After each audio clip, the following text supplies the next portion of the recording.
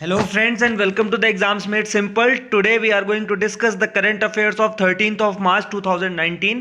तो डिस्कशन शुरू करने से पहले क्वेश्चंस देख लेते हैं, आप लोग इनका आंसर करिएगा कमेंट सेक्शन में। तो सबसे पहला क्वेश्चन है, the Balkan plan for fragmentation of India was the brain child of. The Balkan plan for fragmentation of India was the brain child of Winston Churchill, Mohammad Ali Jinnah, lord Mountbatten या फिर वीपी मेनन। दूसरा question है, consider the following statements. India ranks first in the world in fruit production. Second statement is India ranks second in the world in export of tobacco. Which of these statements is oblique are correct? Only one, only two, both one and two, neither one nor two. तो ये आप answer करिएगा। Third question is, which one of the following brings out the publication called energy statistics from time to time. ठीक है, तो आपके options है central power research institute या फिर प्लानिंग कमीशन या फिर पावर फाइनेंस कॉर्पोरेशन लिमिटेड या फिर सेंट्रल स्टैटिस्टिकल ऑर्गेनाइजेशन। ठीक है, तो इन तीन क्वेश्चंस को आप लोग आंसर करिएगा। डिस्कशन शुरू करते हैं। जो आज की सबसे पहली और बड़ी न्यूज थी वो थी no names removed based on draft NRC election commission. तो इलेक्शन कमीशन ने सुप्रीम कोर्ट में कि उन्होंने कोई भी नाम जो है इलेक्टोरल लिस्ट से एनआरसी ड्राफ्ट एनआरसी के बेसिस पे नहीं निकाला है। ठीक है, तो आप हम लोग देख लेते हैं यहाँ पे कि एनआरसी क्या है। एनआरसी के बारे में देख लेते हैं, नेशनल रजिस्टर ऑफ सिटीजन्स। तो the national register of citizens is the list of Indian citizens of Assam, और ये पहली बार कब बना था? It was prepared in 1951 following the census of 1951। ठीक है, एंड अभी क्यों बनाया जा रहा है? क्योंकि सुप्रीम कोर्ट ने एक 2013 में ऑर्डर पास किया था for removing the illegal migrants from Bangladesh who have been residing in Assam for very long time. To remove them, Supreme Court has passed an order in 2013 for preparing National Register of Citizens. तो आपका नाम national register of citizens में होगा या नहीं, इसके लिए क्या क्राइटेरिया है वो देख लेते हैं। तो सबसे पहला क्राइटेरिया है existence of name in the legacy data. तो ये लेगेसी डाटा क्या होता है? Legacy data is the collective list of NRC data of 1951 and the electoral rolls up to midnight of 24 March 1971।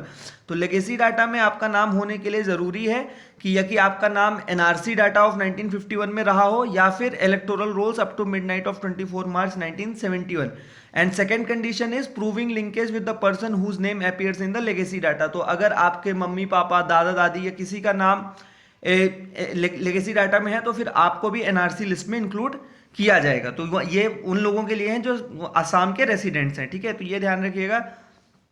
And इसके लिए जो एक्ट है, किस एक्ट के अंतर्गत ये किया जा रहा है? तो it is being carried out under the citizenship act of 1955 and according to rules framed in the Assam accord. तो ये ध्यान रखिएगा एनआरसी के बारे में। तो यहाँ पे हमने देखा कि एनआरसी के लिए क्या क्राइटेरिया है, एग्जिस्टेंस ऑफ लेगेसी डाटा या फिर आप proving linkage with the person whose name appears in the legacy data. And news was that कि election commission has told supreme court that they have not removed the name of anyone on the basis of draft NRC. ठीक है, तो ये news थी इससे related.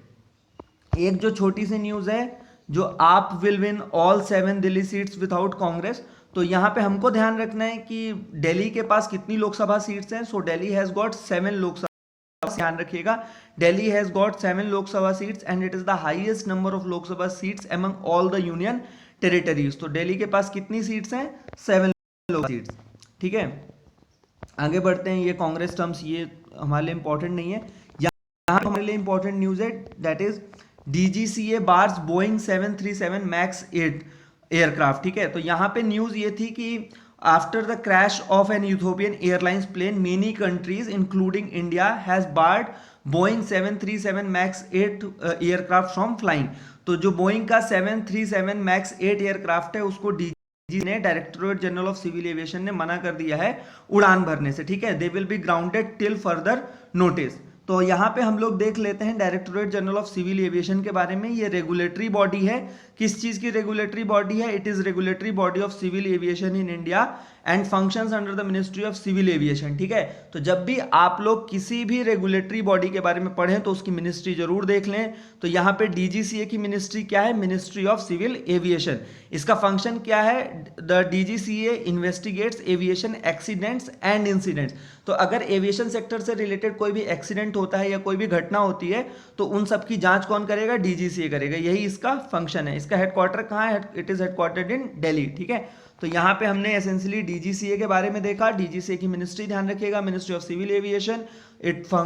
तो ये ध्यान रखिएगा रेगुलेटरी बॉडी है सिविल एविएशन की, ठीक है।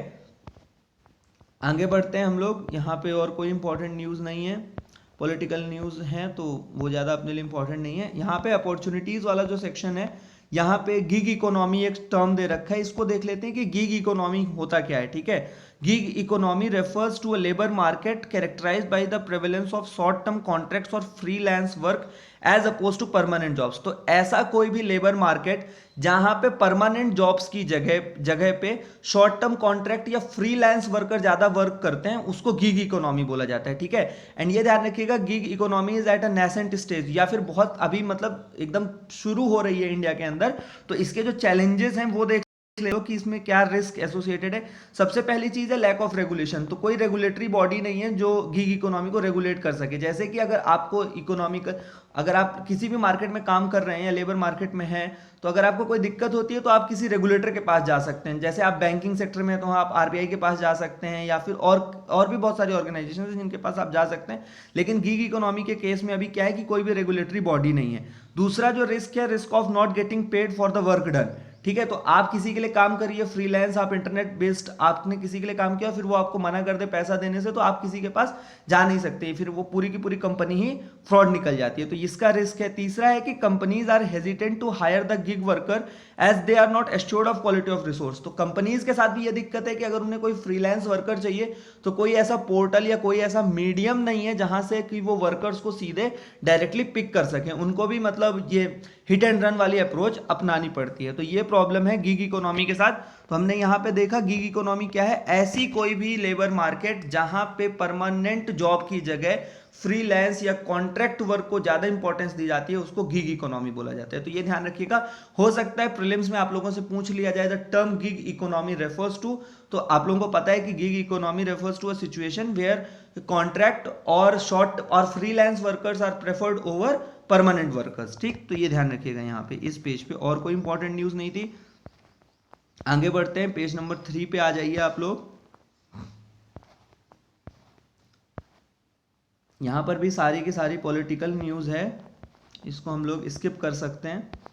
ये न्यूज़ इंपॉर्टेंट है। SC rejects miners plea on coal transportation. तो ये न्यूज़ क्या थी कि supreme court has rejected pleas by miners in Meghalaya to let trucks move coal in transit before a transportation ban came into effect, ठीक है। तो यहाँ पे बेसिकली माइनर्स जो है मेघालय में, उन्होंने सुप्रीम कोर्ट से अपील की थी कि जो उनके पास कोयला रखा हुआ है पहले से निकाला हुआ, उसको कम से कम उन लोगों को ट्रांसपोर्ट करने दिया जाए। Actually Meghalaya has banned the transport of coal from 31 January. तो अब इसके लिए माइनर्स जो हैं वो सुप्रीम कोर्ट गए थे, ठीक है।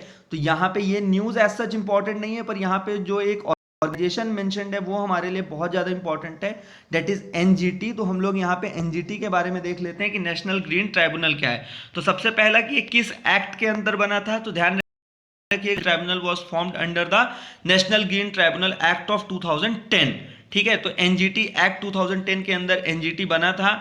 एंड इसके लिए कौन सा आर्टिकल जिम्मेदार था कॉन्स्टिट्यूशन का, so it was formed under to fulfil the provision of article 21 which assures the citizen of India the right to healthy environment. तो ये ध्यान रखिएगा, article 21 is associated with national green tribunal formation, ठीक है। इसके बाद इसका पर्पस क्या है, it has been created for effective and expeditious disposal of the cases relating to environmental protection. तो अगर एनवायरमेंट से रिलेटेड कोई भी केस आता है, उसके इफेक्टिव और जल्दी से जल्दी उसे कैसे डिस्पोज किया जा सके, उसके लिए एनजीटी बनाई गई थी।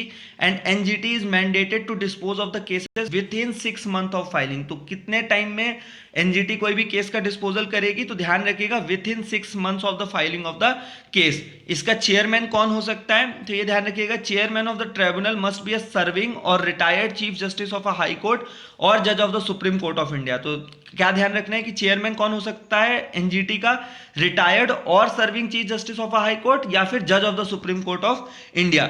एनजीटी के बारे में एक और चीज ध्यान रखिएगा कि it is not bound by the code of civil procedure 1908, ठीक है, rather it is guided by principles of natural justice. ये जरूर ध्यान रखिएगा कि NGT is not bound by code of civil procedure 1908, it is guided by the principles of natural justice, ठीक है। इसकी प्रिंसिपल बेंच कहाँ है, न्यू दिल्ली में है। इसके अलावा जो इसकी रीजनल बेंचेस हैं वो हैं भोपाल, पुणे, कोलकाता एंड चेन्नई। तो ये ध्यान रखिएगा, ठीक है, कि इसकी प्रिंसिपल बेंच न्यू दिल्ली में है एंड जो रीजनल बेंचेस हैं वो भोपाल, पुणे, कोलकाता एंड चेन्नई। अभी इसके प्रेजेंट चेयरपर्सन कौन है? Present chairperson is justice retired Adarsh Kumar Goyal, ठीक है। तो ही वाज द सुप्रीम जज of supreme court and he is currently chairman of NGT. तो एनजीटी के बारे में ये ध्यान रखिएगा कि एनजीटी एक्ट 2010 के अंदर बना था। इसका चेयरमैन सर्विंग और retired chief justice of high court और जज ऑफ सुप्रीम कोर्ट, ये ध्यान रखिएगा। अभी प्रेजेंट चेयरमैन कौन है? Justice AK. Goel. It is not bound by code of civil procedure 1908, rather it is guided by principles of natural justice. तो यहां पे हो गया एनजीटी के बारे में। अब हम लोग आगे बढ़ते हैं। ये जो न्यूज है सारी की सारी यहाँ पे पॉलिटिकल न्यूज है, इसको अपन लोग स्किप कर सकते हैं आराम से, कोई दिक्कत नहीं है। यहां पर भी कोई इंपॉर्टेंट न्यूज नहीं है सच।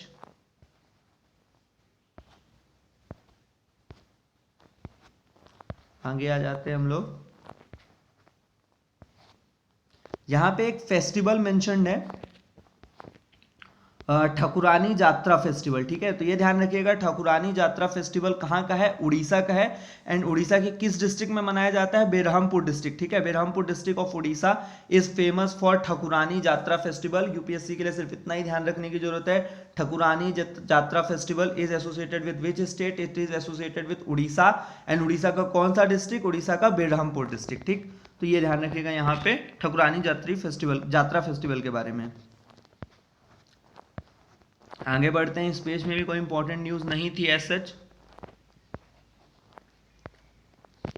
ये एक न्यूज है 10% quota step towards casteless society. तो कल हम लोगों ने देखा था कि सुप्रीम कोर्ट में चैलेंज किया गया था 103rd कॉन्स्टिट्यूशनल अमेंडमेंट एक्ट या फिर 124th कॉन्स्टिट्यूशनल अमेंडमेंट बिल को। तो जो 103rd कॉन्स्टिट्यूशनल अमेंडमेंट एक्ट है that provides 10% reservation to the unreserved categories students और those who are seeking employment, ठीक है। तो उनके लिए है, लेकिन सेंट्रल गवर्नमेंट ने उसको बोला है कि it is a step towards casteless and classless society, ठीक है। उसको जस्टिफाई करने के लिए, कि उसको सपोर्ट करने के लिए उन्होंने ये आर्गुमेंट दिया है। And center has also referred to the court's past decision that called for the attainment of economic equality as the final and only solution to the besetting problems of the country.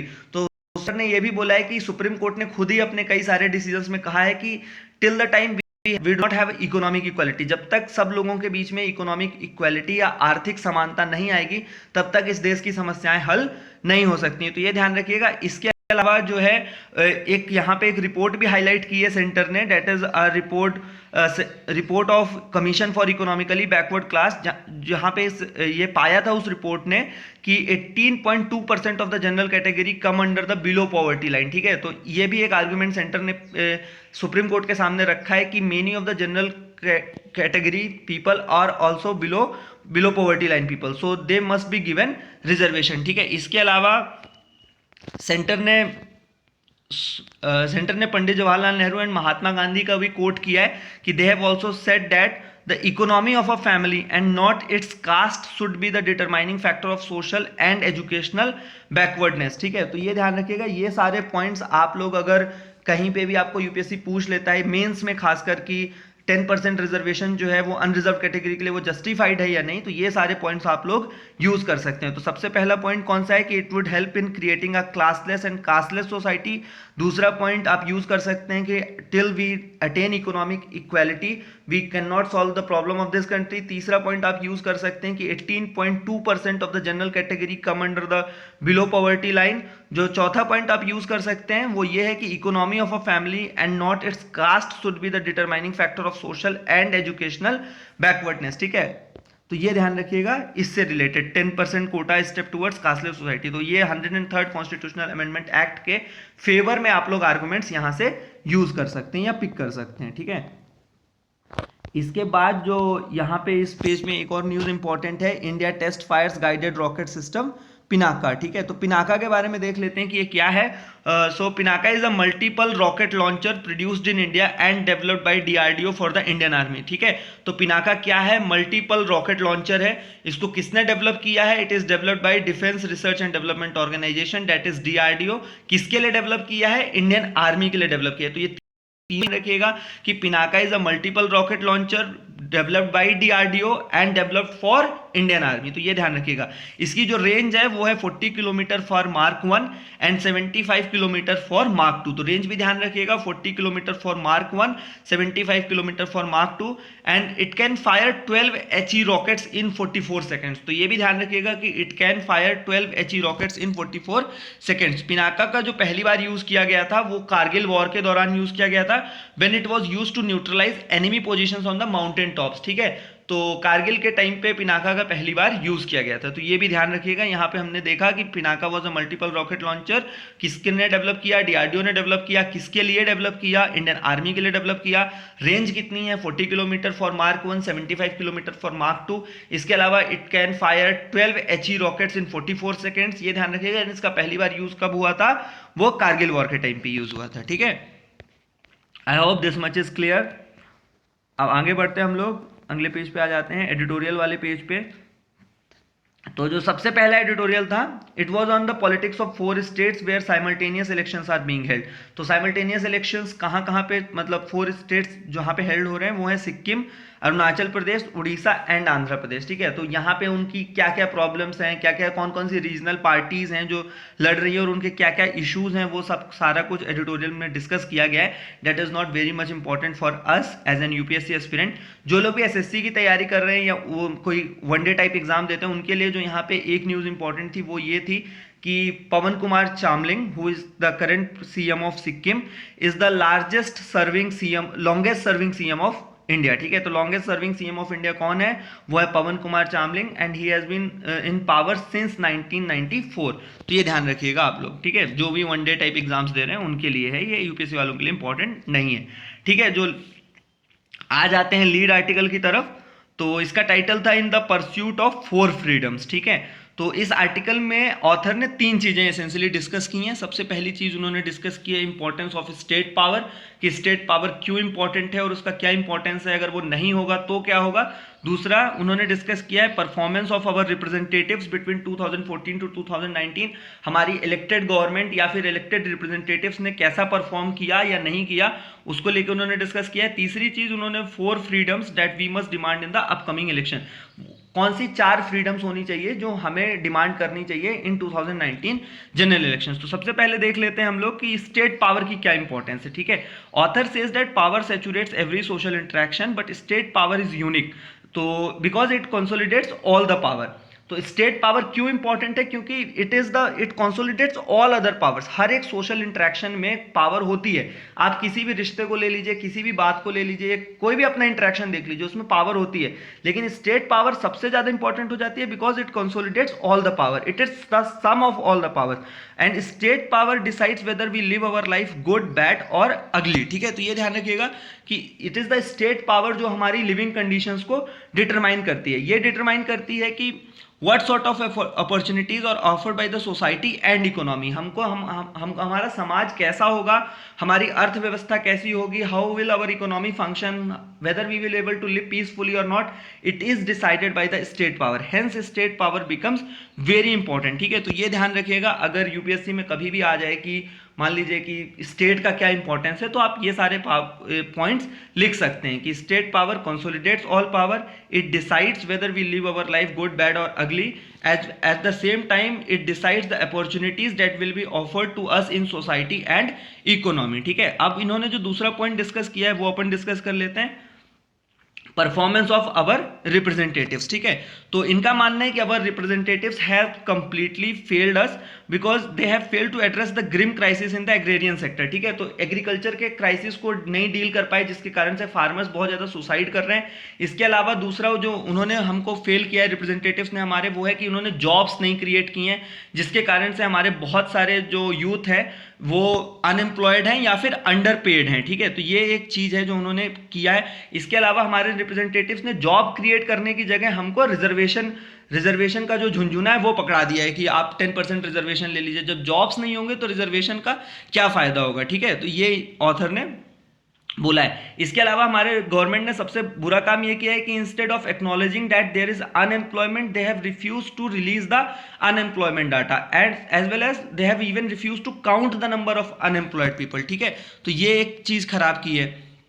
इसके बाद जो 4 freedoms हैं जो author ने emphasise की हैं, तो सबसे पहली फ्रीडम है जो हमें मांगनी चाहिए, that is freedom from fear.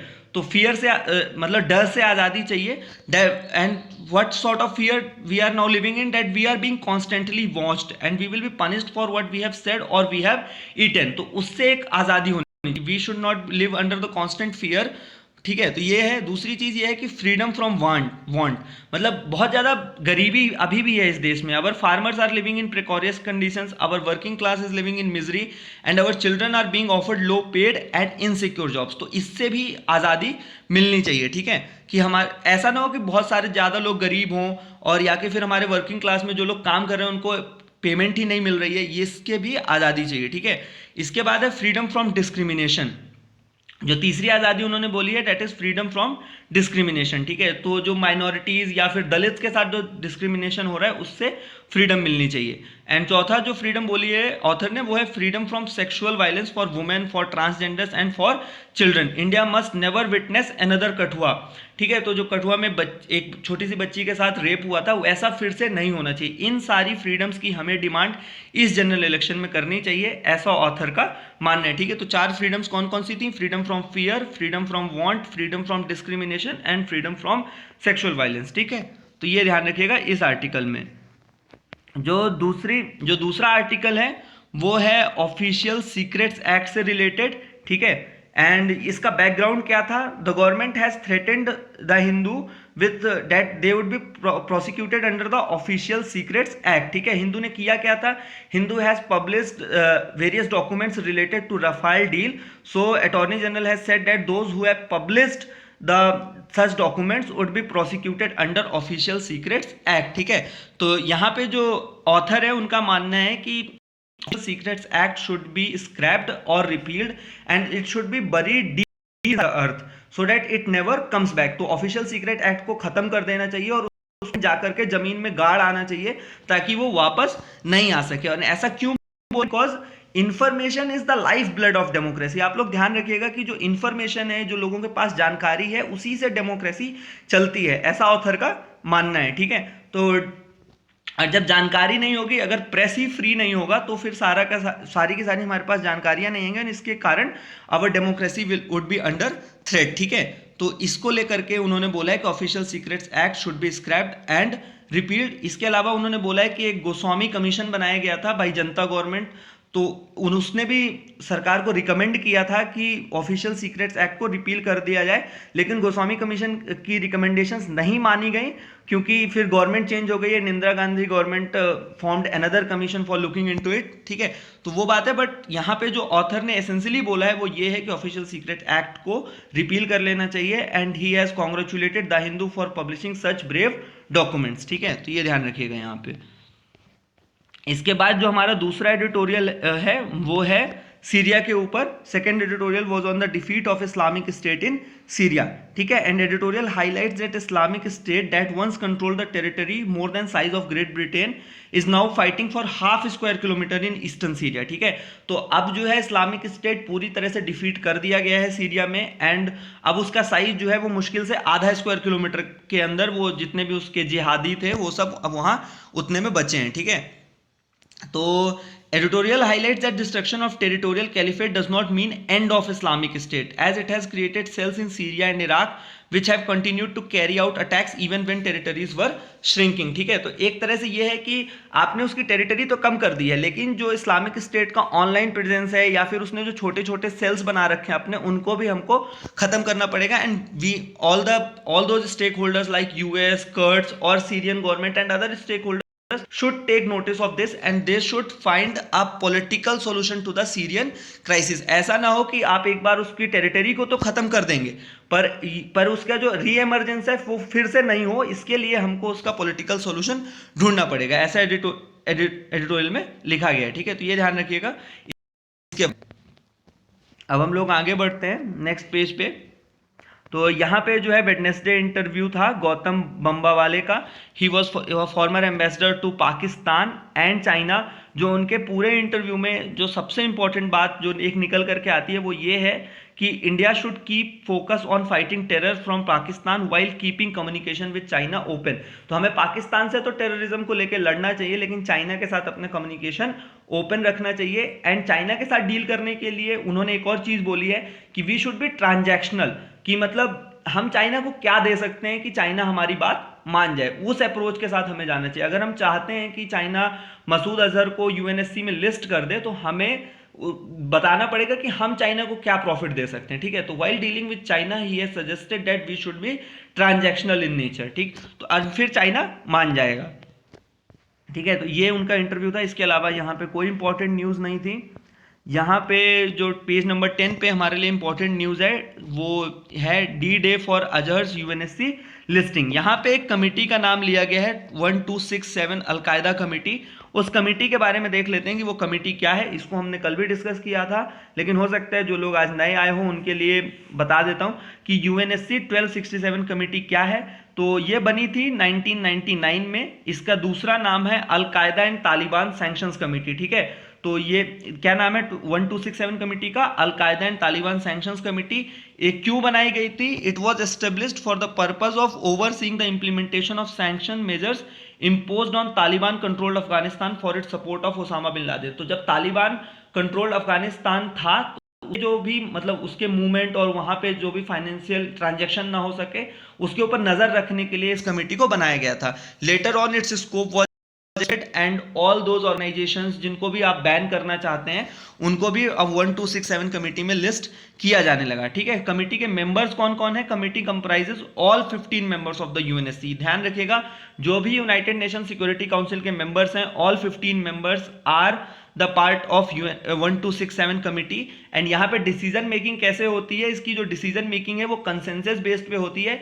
यही कारण है कि अगर एक भी कंट्री अगर आपके रेजोल्यूशन के खिलाफ वोट कर दे तो फिर वो 1267 कमेटी में रेजोल्यूशन नहीं पास हो पाता है, ठीक है। और यही कारण है कि मसूद अजहर का जो केस है वो चाइना के कारण लटका हुआ है, because China is constantly blocking in to support Pakistan, ठीक है। तो ये ध्यान रखिएगा, यहाँ पे जो इसकी डिसीजन मेकिंग है वो कंसेंसस बेस्ड पे होती है। And India is saying that we need to reform this committee, ठीक है। जो वोटिंग होनी चाहिए वो थोड़ा ट्रांसपेरेंट होनी चाहिए so that everyone should know which country is supporting terrorist organisations, ठीक है। तो ये था 1267 कमेटी के बारे में कि इसका और नाम है al Qaeda and Taliban sanctions committee. इसके मेंबर्स कौन है? All the 15 members of United Nation Security council. इसमें जो डिसीजन मेकिंग होती है वो कंसेंसस बेस्ड होती है। एंड अगर एक भी मेंबर उसके खिलाफ वोट कर दे तो फिर वो रेजोल्यूशन इस कमेटी में पास नहीं होता है, ठीक है। तो ये ध्यान रखिएगा 1267 कमेटी के बारे में, ठीक है। आगे बढ़ते हैं हम लोग। यहाँ पे जो न्यूज है ED says Nirav Modi owns jewellery in the US. तो एज सच न्यूज इंपॉर्टेंट नहीं है, पर ये जो ऑर्गेनाइजेशन मेंशन्ड है वो हमारे लिए इंपॉर्टेंट है। एनफोर्समेंट डायरेक्टोरेट के बारे में देख लेते हैं कि ईडी क्या है। तो ED is a multi disciplinary organisation जिसका काम है बेसिकली दो एक्ट को ये एनफोर्स कराता है। पहला एक्ट है foreign exchange management act of 1999 and दूसरा है prevention of money laundering act of 2002। तो कौन से दो एक्ट हैं जो ईडी एनफोर्स करता है? FEMA 1999 and PMLA that is prevention of money laundering act 2002। And ये ईडी बना कब था? It was formed in 1956 as enforcement unit. And जो एक्ट था जिसके अंदर ये बना था वो था foreign exchange regulation act of 1947। In the year 1957 जो इसका नाम था एनफोर्समेंट यूनिट का नाम बदल करके एनफोर्समेंट डायरेक्टोरेट किया गया। इसकी मिनिस्ट्री कौन सी है? Ministry of finance, department of revenue. तो किसी भी ऑर्गेनाइजेशन की मिनिस्ट्री जरूर ध्यान रखिएगा। ईडी की मिनिस्ट्री कौन सी है? Ministry of finance. इसके अभी चेयरमैन कौन है? संजय कुमार मिश्रा। अगर आप लोग वनडे टाइप एग्जाम्स दे रहे हैं तो उसके लिए इंपॉर्टेंट है कि इसके वो संजय कुमार मिश्रा है, ठीक है। तो ये हो गया ईडी के बारे में। इसकी मिनिस्ट्री ध्यान रखिएगा, मिनिस्ट्री ऑफ फाइनेंस, ठीक है। जो इस पेज पे था वो पूरी की पूरी पॉलिटिकल न्यूज़ थी, हम इसको स्किप कर सकते हैं। पेज नंबर 12 में भी वर्ल्ड से रिलेटेड कोई इंपॉर्टेंट न्यूज़ नहीं आई थी आज। इसके बाद आ जाते हैं बिजनेस पेज पे। बिजनेस पेज में हमारे लिए जो इंपॉर्टेंट न्यूज़ है वो है index of industrial production growth slows to 1.7%। तो इंडेक्स ऑफ इंडस्ट्रियल प्रोडक्शन जो है वो 1.7% पे आ गया है। एंड जो रिटेल इन्फ्लेशन है वो 2.57% पे बढ़ गई है, ठीक है। तो ये ध्यान रखिएगा। एंड रिटेल इन्फ्लेशन किससे मेजर करते हैं? ध्यान रखिएगा, कंज्यूमर प्राइस इंडेक्स से। Retail inflation is measured in India by using consumer price index, ठीक है। तो यहाँ पे हम लोग इंडेक्स ऑफ इंडस्ट्रियल प्रोडक्शन के बारे में देख लेते हैं कि ये क्या है। तो ये एक इंडेक्स है which details out the growth of various sectors in economy such as mining, electricity and manufacturing, ठीक है। तो ये ध्यान रखिएगा कि एक इंडेक्स है जो हमें बताता है कि अलग अलग सेक्टर्स जैसे माइनिंग, इलेक्ट्रिसिटी या फिर कोल, क्रूड ऑयल, इनमें कितनी ग्रोथ हो रही है इंडिया के अंदर, ठीक है। इसको पब्लिश कौन करता है, तो ध्यान रखिएगा it is published monthly by the central statistical organisation, CSO इसको पब्लिश करता है इंडेक्स ऑफ इंडस्ट्रियल प्रोडक्शन को, ठीक है। एंड इसका जो मैक्सिमम वेटेज है डेट इज 40.27%, वो 8 कोर इंडस्ट्रीज कवर करती हैं, ठीक है। तो ये भी ध्यान रखिएगा 8 core industry comprises 40.27% of the index of industrial production. 8 core industries कौन कौन सी हैं वो देख लेते हैं हम लोग। 8 core industries are coal, crude oil, natural gas, refinery products, fertilisers, steel, cement, electricity, ठीक है। तो ये ध्यान रखिएगा 8 कोर इंडस्ट्रीज को एक बार फिर से रिपीट कर देता हूं। Coal, crude oil, natural gas, refinery products, fertiliser, steel, cement and electricity, ये हैं 8 कोर इंडस्ट्रीज जिनका वेटेज जो है वो 40.27% है इंडेक्स ऑफ इंडस्ट्रियल प्रोडक्शन में, ठीक है। तो ये ध्यान रखिएगा यहाँ पे इंडेक्स ऑफ इंडस्ट्रियल प्रोडक्शन के बारे में। बाकी उसका डेटा एज सच इंपॉर्टेंट नहीं है, पर इंडेक्स ऑफ इंडस्ट्रियल प्रोडक्शन है क्या ये ध्यान रखिएगा। इसको पब्लिश कौन करता है, इसको पब्लिश करता है सीएसओ, ये हमारे लिए इंपॉर्टेंट हो जाता है, ठीक है। अब हम लोग आगे बढ़ते हैं, यहाँ पे देख लेते हैं एक न्यूज जो है वो lenders forum claims first right to tax refunds of RCom, ठीक है। तो यहाँ पे हुआ क्या है कि रिलायंस कम्युनिकेशन को जो लोन दिया गया था वो एसबीआई या और बहुत सारे बैंक्स के द्वारा, उन्होंने ये कहा है कि जो भी पैसा रिजॉल्व होके आता है या जो भी पैसा रिकवर होगा उस पर उनका पहला हक है, ठीक है। तो ये कहा है, लेकिन यहाँ पे हम लोग को जो न्यूज़ याद रखनी है वो एक ऑर्गेनाइजेशन से रिलेटेड है, वो है NCLAT, that is national company law appellate tribunal. उसके बारे में हम लोग देख लेते हैं। ये कब बना था, ये बना था 2016 में। It was formed under section 410 of the companies act 2013, ठीक है। तो ये ध्यान रखिएगा किस एक्ट के अंदर बना था, एनसीएलटी एक्ट, ये sorry section 410 of the companies act, ठीक है। तो उसके अंदर बना था national company law appellate tribunal. And ये किस किस की अपील्स सुनता है, तो ये बहुत इंपॉर्टेंट है कि national company law appellate tribunal किस किस के खिलाफ जो अपील्स होती है वो सुनता है। तो सबसे पहले इंसॉल्वेंसी एंड बैंक्रप्सी कोड, दूसरा है insolvency and bankruptcy board of India, तीसरा है कंपटीशन कमीशन ऑफ इंडिया, ठीक है। एंड चौथा है NCLT, that is national company law tribunal. तो 4 के खिलाफ अगर कोई भी अपील करनी है तो आप national company law appellate tribunal में करेंगे। वो 4 बॉडीज कौन सी हैं, competition commission of India, insolvency and bankruptcy board of India, insolvency and bankruptcy code and national company law tribunal, ठीक है। तो ये ध्यान रखिएगा यहाँ पे एनसीएलटी के बारे में। इसके बाद यहाँ पे एक न्यूज है, capitalism under attack from left and right, ठीक है। तो जीएस पेपर 1 में जो कैपिटलिज्म, सोशलिज्म, ऐसी सारे टर्म्स लिखे हुए हैं उनको लेकर के हो सकता है क्वेश्चन पूछा जाए। तो capitalism is right now under attack from left and right, and ऐसा क्यों है, क्योंकि because capitalism has not been able to solve the problem of inequality, ठीक है। तो ये सबसे बड़ी प्रॉब्लम रही है कि इनइक्वालिटी को सॉल्व नहीं कर पाया है capitalism. And since 2008 global financial crisis the poor have become poorer while the minuscule rich who constitute under 1% of the global population have become richer। तो ऐसा हो रहा है कि कैपिटलिज्म के कारण गरीब जो है वो और ज्यादा गरीब हो रहा है और अमीर जो है वो और ज्यादा अमीर हो रहा है, ठीक है। तो ये कैपिटलिज्म के साथ प्रॉब्लम है, ऐसा मानना है रघुराम राजन जी का, जो फॉर्मर आरबीआई गवर्नर है। And recently he has been conferred with Yashwant Rao Chauhan award for his contribution to national integration, democratic values and social and economic development, ठीक है। यशवंत राव चौहान अवार्ड किसको मिला है, ये भी ध्यान रखिएगा, रघुराम राजन को। और capitalism is under threat because of rising inequalities, तो ये ध्यान रखिएगा आप लोग, ठीक है। आगे बढ़ते हैं, यहाँ पे एक इंपॉर्टेंट न्यूज है, वो है centre differs bid deadline for OALP2, ठीक है। तो यहाँ पे ओपन एक्रेज लाइसेंसिंग पॉलिसी के बारे में लिखेंगे। गवर्नमेंट ने उसकी जो बिडिंग टाइम है उसको बढ़ा दिया है 1 महीने बाय अ मंथ, ठीक है, 1 महीने बढ़ा दिया है। हम लोग ओपन एक्रेज लाइसेंसिंग पॉलिसी देख लेते हैं, ये क्या है। तो ये basically it is an policy which gives an option to a company looking for exploring hydrocarbons to select the exploration block on its own without waiting for the formal bid round from the government.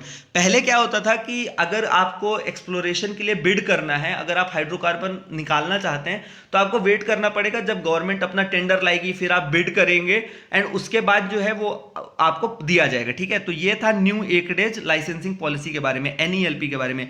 लेकिन जब से open acreage licensing policy आई है तो इसमें क्या हुआ है कि आप जाइए, आप देखिए कि आपको कहां पे ऑयल एक्सप्लोर करना है, आप गवर्नमेंट को अपना टेंडर भेजिए। अगर गवर्नमेंट को जस्टिफाइड लगता है कि yes you have made a right proposal, then they will allot to you without waiting for bidding, ठीक है। तो ये है ओपन एकरेज लाइसेंसिंग पॉलिसी के बारे में कि now you can go for exploring on your own without waiting for government to allow bidding process, ठीक है। तो ये ध्यान रखिएगा यहाँ पे ओपन एकरेज लाइसेंसिंग पॉलिसी के बारे में, ठीक है। आगे बढ़ते हैं, यहाँ पे कोई इंपॉर्टेंट न्यूज़ नहीं है स्पोर्ट्स पेजेस में।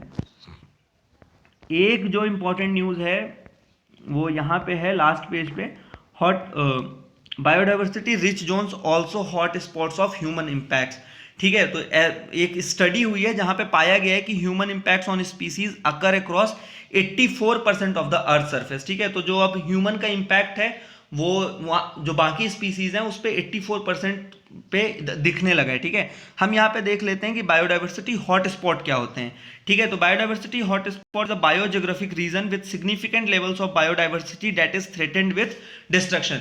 तो ऐसा कोई भी जोन जहां पे बहुत ज्यादा बायोडाइवर्सिटी है लेकिन it is facing destruction because of human activities, तो उसको बायोडाइवर्सिटी हॉट स्पॉट बोला जाता है, ठीक है। तो प्रीलिम्स में हो सकता है क्वेश्चन आ जाए कि what is biodiversity hot spot. So it is a biogeographic region with significant levels of biodiversity that is threatened with destruction. इसी से एक मिलता जुलता टर्म है cool spots, and the cool spots refers to the world's last refuges where high numbers of threatened species still persist. तो cool spots क्या है? ऐसे बायोडाइवर्सिटी के रीजन जहां पे अभी भी बहुत सारी थ्रेटेंड स्पीसीज हैं, ठीक है, तो उनको कूल स्पॉट्स बोलते हैं। तो ये ध्यान रखिएगा। तो ये था आज का न्यूज़पेपर का discussion. I hope you all must have like this discussion. Thank you and please loving us, please do like, share and subscribe the exams made simple. Thank you and have a nice day.